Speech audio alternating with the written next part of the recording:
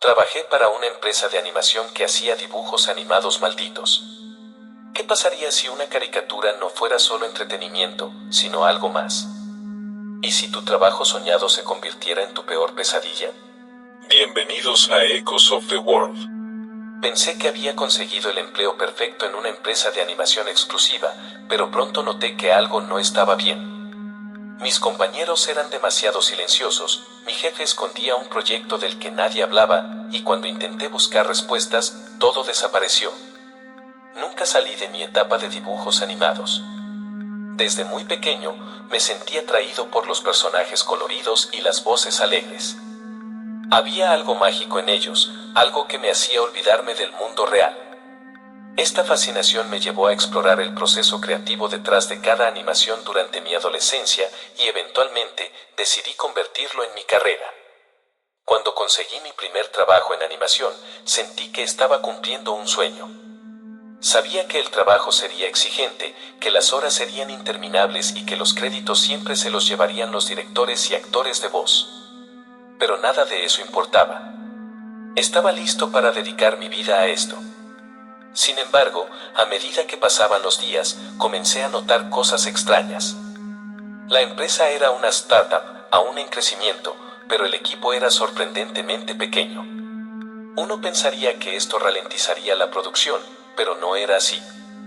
De alguna manera, todos trabajaban con una eficiencia casi inhumana.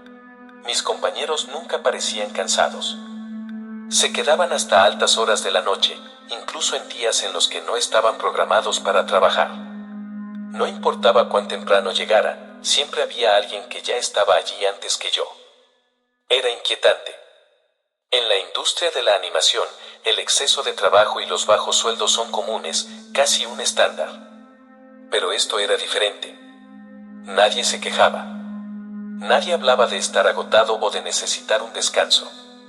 Y lo más extraño de todo, era que lo hacían por voluntad propia. Intenté hablar con ellos, preguntarles en qué estaban trabajando. Pero cada vez que lo hacía, esquivaban la pregunta. Sus respuestas eran vagas y, antes de que pudiera insistir, cambiaban de tema. Era como si hubiera una regla no escrita que les prohibiera compartir cualquier información. Pero lo más perturbador no era el equipo. Era el fundador de la empresa. El señor Jones. Nunca lo veía interactuar con los empleados. Nunca se le veía caminando por la oficina. Solo existía dentro de su despacho, siempre con la puerta cerrada. Nadie entraba. Nadie salía, excepto él mismo en momentos muy específicos. Se decía que trabajaba en un proyecto exclusivo, algo que nadie más tenía permitido ver. Pero lo extraño es que parecía que a nadie le importaba. Nadie preguntaba. Nadie intentaba averiguar de qué se trataba. Excepto yo. Había algo en el que me inquietaba. Su mirada era fría, vacía, como si todo en su interior estuviera muerto. Su forma de moverse era calculadora, como si cada gesto estuviera pensado de antemano. Y con el tiempo, comencé a sospechar que el proyecto en el que trabajaba no era algo común. Era un hombre frío y calculador. Su mirada era vacía, carente de cualquier emoción. Sin embargo, su postura siempre era firme, imponente, como si cada uno de sus movimientos estuviera cuidadosamente planeado. Intenté justificarlo. Pensé que tal vez solo se comportaba como lo haría cualquier líder, manteniendo una distancia profesional con sus empleados. Pero, por alguna razón, cada vez que lo veía, un escalofrío recorría mi espalda. Algo en él no era normal. A medida que continuaba trabajando con el equipo, me di cuenta del increíble talento que tenían mis compañeros. Quizás eso explicaba cómo un grupo tan pequeño podía manejar una cantidad tan grande de proyectos sin contratiempos. Eran más que especialistas en sus áreas. Los coloristas también hacían sombreado, el equipo de sonido ayudaba con la animación, los encargados de la animación participaban en la dirección. Todo funcionaba con una precisión asombrosa. Cada tarea fluía a la perfección, sin un solo error.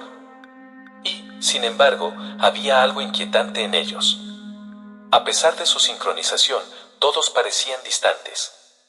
Sus expresiones eran inexpresivas, sus movimientos mecánicos.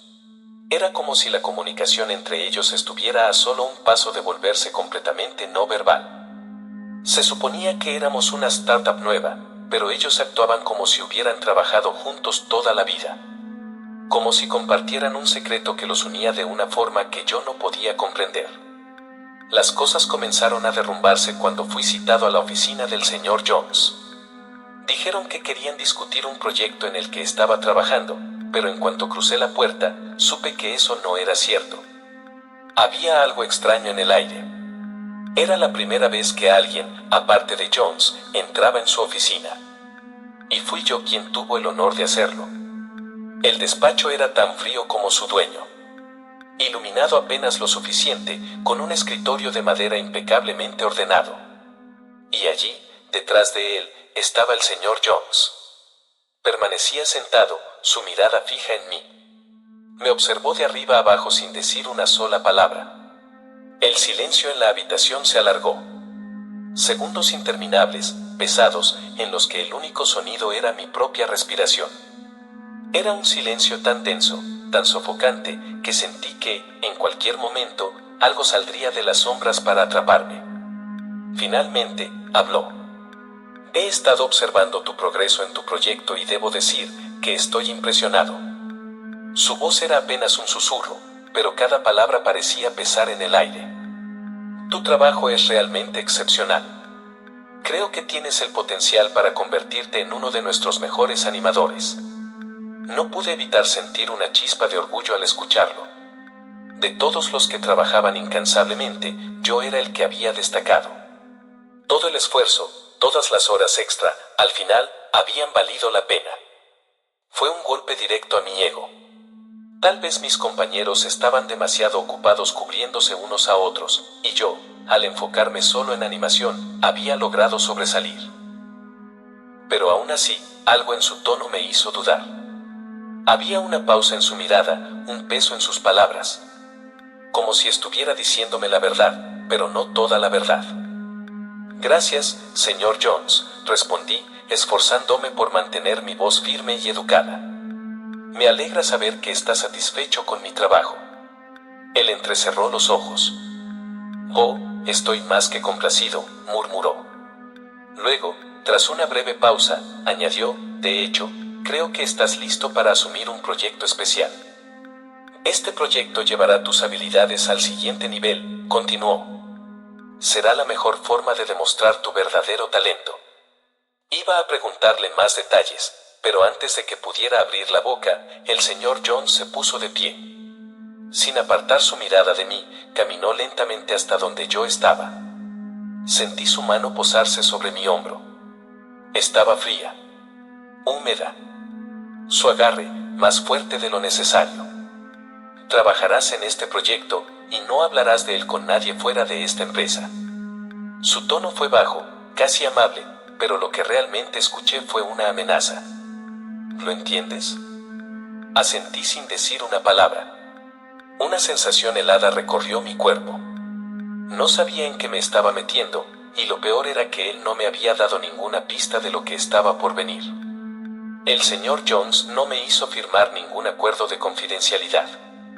No lo necesitaba. Porque, de algún modo, ya sabía que yo no hablaría. A pesar de que el señor Jones nunca me hizo firmar un contrato de confidencialidad, aún sentía la presión de cumplir con su acuerdo verbal. Había algo en su mirada, en la forma en que hablaba, que me hacía sentir que romper mi silencio no era una opción. Mientras trabajaba en el proyecto especial, no podía ignorar la sensación de que algo no estaba bien. Todo en la situación me parecía extraño. Por un lado, nunca me permitieron ver ninguna de las animaciones terminadas en las que mi equipo y yo trabajábamos. Cuando preguntaba por ellas, las respuestas eran aún más vagas que antes. Siempre me desviaban con otra tarea antes de que pudiera insistir demasiado. Al principio, traté de justificarlo. Quizás así era como funcionaban las cosas en la empresa. Un sistema poco convencional, sí, pero nada fuera de lo común en un estudio con tantas normas no escritas. Pero conforme pasaba el tiempo, la inquietud dentro de mí crecía. No era solo mi equipo. Noté que otros empleados también actuaban de manera extraña. más reservados, más tensos, como si llevaran una carga invisible que los obligaba a medir cada palabra, cada movimiento. Y lo más inquietante de todo, era cómo se comportaban a mi alrededor. Era como si mi presencia los pusiera nerviosos, como si supieran que yo aún no entendía lo que realmente sucedía allí. Intenté hablar con algunos compañeros sobre mis sospechas, pero me encontré con muros de silencio.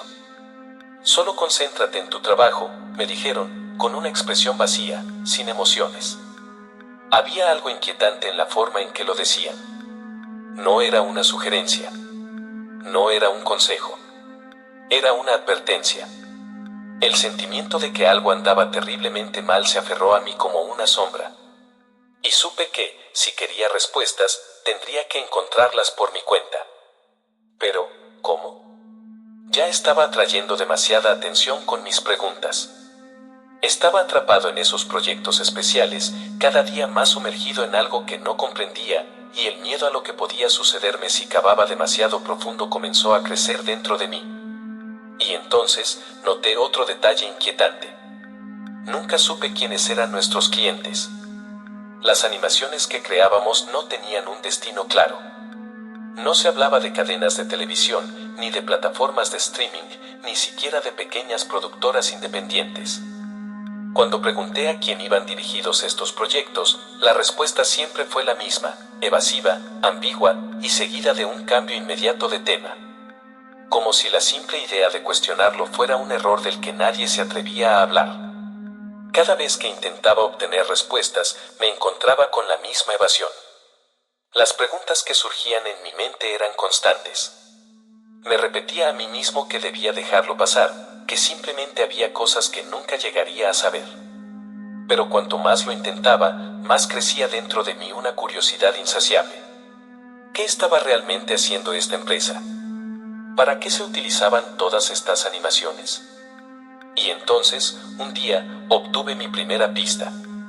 Si alguna vez has vivido algo parecido, cuéntamelo en los comentarios. Tu historia podría convertirse en el próximo video. No olvides suscribirte a Echoes of the World, activar la campana y estar atento a lo que viene. Gracias por ver y hasta la próxima.